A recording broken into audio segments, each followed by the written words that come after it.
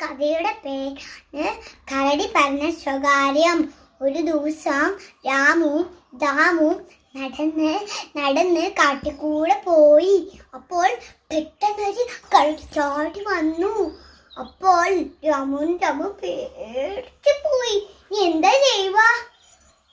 രാമു ഒരു അയച്ച കെട്ടി ഓടിപ്പോയിട്ട് മരത്തേക്ക് കയറും.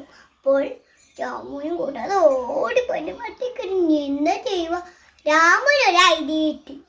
പെട്ടെന്ന് ഓടി ഇങ്ങനെ മരിച്ച പോലെ കടന്നു.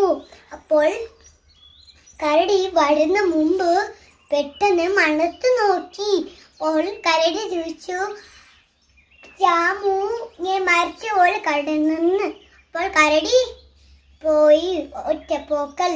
അപ്പോൾ കുറച്ച് കഴിയുമ്പോൾ രാമു മരത്തേന്ന് ഇറങ്ങി രാമുവിൻ്റെ അടുത്ത് പോയിട്ട്, കരടി നിന്നോട് എന്താ ചോദിച്ചെന്ന് പറഞ്ഞു.